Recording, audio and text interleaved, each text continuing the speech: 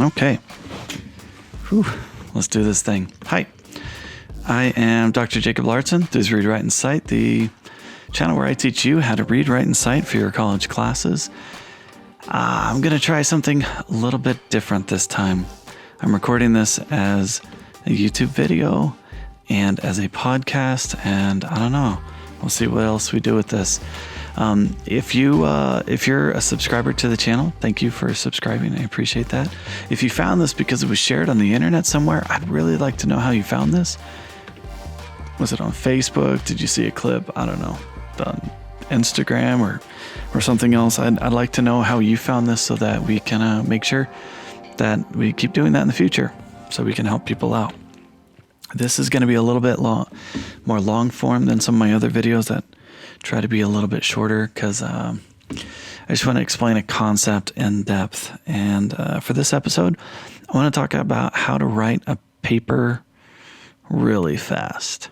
Okay, so this episode we're going to talk about how to write a paper fast, and I want to start by making sure everything works. Okay, let me give you some background on who I am and kind of where this advice is coming from. I'm a high school English teacher. I also teach college. I've done that for about 10 years. While I was doing that, working both jobs, I decided to go earn a doctorate in education. And so I was working two jobs, teaching at both of them, and I was working on my doctorate full-time online. So there was a lot of things going on in my life at the time. Towards the end of that, I created this YouTube channel, and I was doing a lot of that, and all that. It was really busy. There's a reason for this whole story, though. One of the things required by my doctorate program, I wanted to get through it as quickly as possible, right? So I often took two classes at the same time. The way it worked was there was I'd take an 8-week course, and then halfway through it, I'd start another course, so they kind of overlapped, and then I would start another one when the first one finished, and anyway, I was often taking two classes at the same time, but each class was really normal to have like a 5 to 7 page paper due every single week, right? So if it was at the beginning or the very end of a kind of a group of classes, I would only have one paper due. But in the middle, which was the majority of the time, I would have 2 papers due every weekend, and I was working both jobs full time, and it was a lot of work, upwards sometimes of 15 pages of research I had to write in a weekend. So I had to figure out a way to write really, really fast and really effective, and that's what I'm going to talk about in this video. So I'm going to tell you what I did. When I first started the program, they prescribed a very specific kind of outlining. They said, all right, look at your writing assignment, okay? From that, figure out all the headings that are going to be required in your paper. Okay, so if I read the instructions and it says, all right, you need to talk about this, you need to talk about this, you need to talk about this, okay, I can start creating a document that has this heading, and this heading. Great. So that's what I suggest my students do. Okay, look at your reading assignment or your whatever it is that you're doing. You're writing an essay, you're writing a research paper, whatever it is.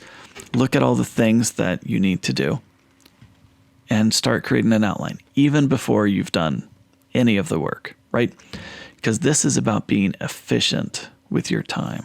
Okay, so you can look at your assignment. If you know there's going to be an introduction, and then you're going to have 3 big ideas, and then a conclusion. Cool. It's like a 5-part essay.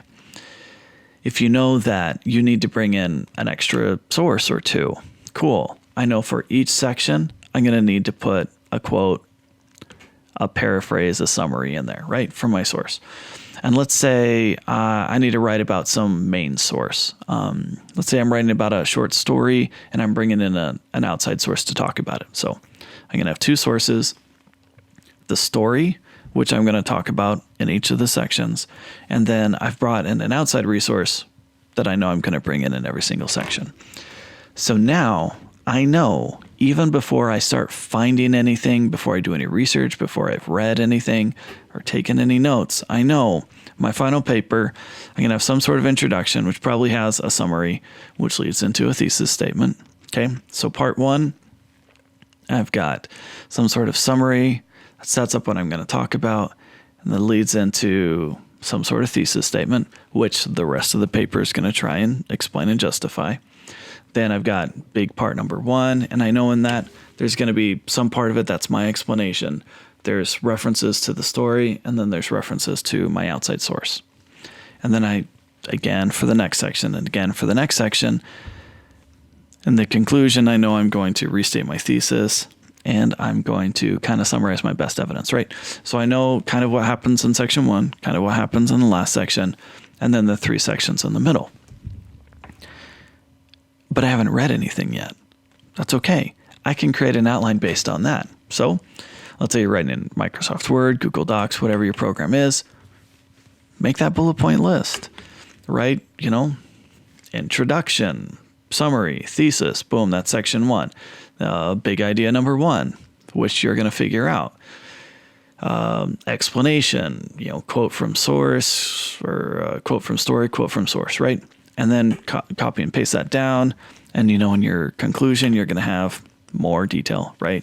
So you're going to restate your thesis, and you're going to summarize your best evidence. You know that all those things are going to be in your paper. Okay, so let's use a real life scenario. That's pretty close to an assignment I'm giving some of my students right now. But they have to write 1,000 words. It's like, all right, now, even before I've done anything, I can also kind of budget how long each section needs to be. Okay, so 1,000 words, and I've got 5 sections. Well, I could just say 200 words per section, or I can divvy it up just a little bit, right? I could say, all right, the first section, which is going to include a summary and my thesis, let's call that 150. Okay, let's say each of the next 3 sections, which is 2, 3, 4, they're 250 words, give or take. And then the last one, there's only 100 words left to do. So what I've done is, by budgeting and sharing the load for how much each section needs to include, I can share the load a little bit. I've also already figured out kind of what needs to go in each section. I know in that first section, the introduction, that I'm going to make 150 words. I know I need to have a summary, and I'm going to have my thesis. Well, let's say the thesis is like 20 words, detailed but not overly long. I've got 130 words for my summary. A good paragraph, in my estimation, is probably around 90 words. It's not a rule, it's just kind of an observation. So I'm looking at 2 paragraphs for my introduction. Not bad, right? So I have an idea. Okay, I've got a summary, Bill leads into my thesis statement, my main point. That's not too bad, totally doable, right? Okay, now for each of the big sections in the middle, 250 words. Well, again, with that number of a good paragraph, several sentences, it's going to have about 90 words, and I'm looking at 250. Okay, then I'm looking at maybe three paragraphs for each section. Well, I already figured out 3 things I'm going to do, right? I'm going to have some sort of explanation, maybe where I introduce my big idea for that section. I'm going to reference the story at some point, which I'm going to need to explain. Let's say that's paragraph 2. And I'm going to bring in an outside source. So let's say that's paragraph 3. As long as I explain in each spot, boom, 250 words, not too bad. I do that section 2, 3, 4. I get to my conclusion. That's not too bad, coming up with 100 words, because that's just a long paragraph, right?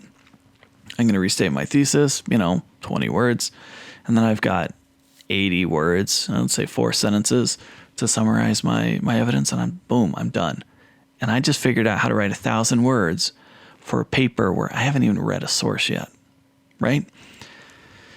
Now, these are just guidelines. This is just kind of a way to use the inherent structure of an academic paper to write an essay, right? Okay, so with that in mind, now what do? Well, you've got a good idea what needs to go into the essay. When you read, now you're looking for those things that you need, right? If I know I need 130 words for a summary for my story that I'm going to write about, great. As I read my story, I'm going to be taking notes, which I can take directly into my outline, right? I've got 6 sentences, give or take, right? I'm writing down that. I'm citing everything, which adds to my word count, which again, you look good and it helps get the job done. So I'm putting all that in. Man, I'm good. So as I read it, I've written the first paragraph.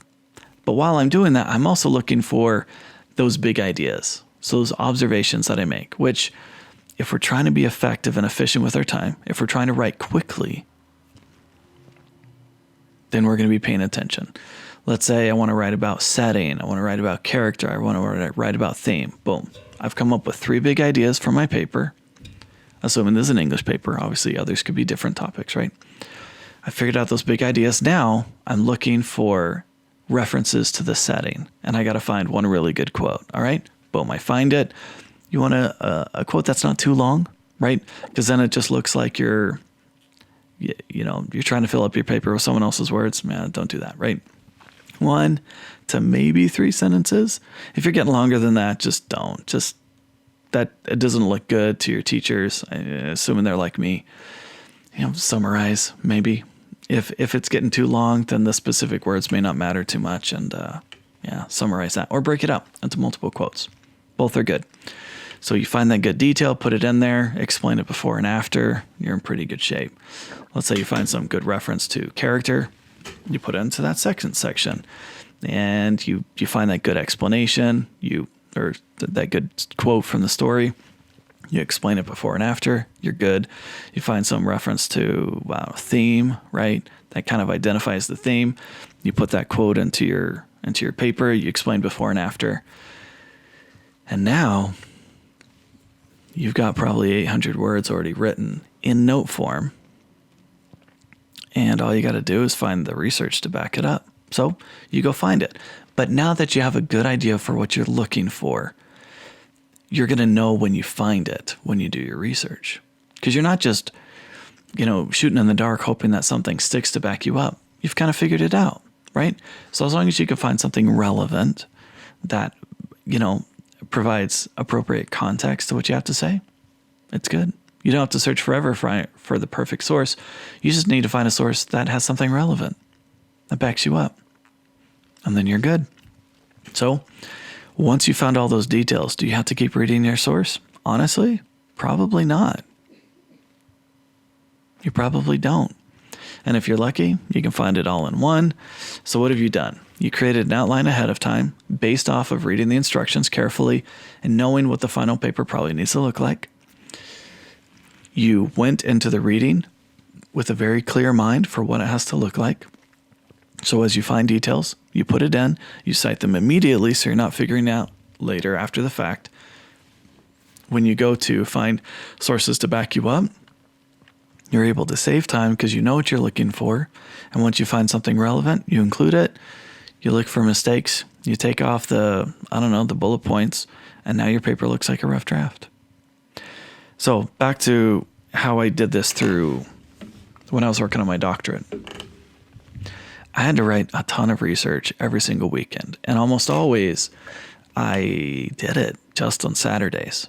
But what I would do is I would start during the week to start finding my sources and kind of, figuring out my outlines. And then when it came go time to sit down and try and knock out stuff, so I had a weekend still, I was able to do it a lot faster. When I was working on my bachelor's degree, I was probably writing about a page per hour. But by the time I was finishing my doctorate, I must have been writing close to 3. Just because I knew how to write quickly, using sources effectively, so that, I could sit down in 5 hours and write 2 papers and then actually see my family. So that's it. That's just a couple ideas for how to write papers quickly. Whatever works for you, but these are some ideas that work for me. But it's all about efficiency. It's not about necessarily reading quickly. It's about reading as you write and reading with the purpose so that as you write, you're not wasting any time. You're getting stuff down on paper as soon as possible. You're being efficient. You're not waiting till the end to cite. You're putting it in right away. And so when you get to the end of the paper, you're just editing and revising, getting rid of mistakes. You double check your work, make sure it meets what the paper asks for, and you turn that thing in and move on with your life. That's it. That's my advice. That works for me. And I think that could really save hours and hours of time for you. So I hope that's useful. If you watch this as a YouTube video, please let me know. Did this work? What would work better? I know obviously I could probably show some things on the screen and that'd be more effective. I was waving my hands around. That probably didn't do a whole lot. If you listen to this, did it make sense not being able to see it? I'm curious what works. I'm trying out something new, but that's it. That's it for this video. I'm Dr. Jacob Lauritsen. This has been Read, Write, and Cite. You can see more by going to our website, readwritecite.com. You can check out our Facebook page at facebook.com/readwritecite or wherever you found this. You subscribe. We hope to get this on all the podcasting places. Hopefully you can search Read, Write, and Cite and find this. And yeah, that's it. Thank you so much for listening. Thank you for watching. However you got this, I hope that it was helpful for you. And if you found it helpful, please share it with a friend. That's it. We'll see you in the next video. Bye.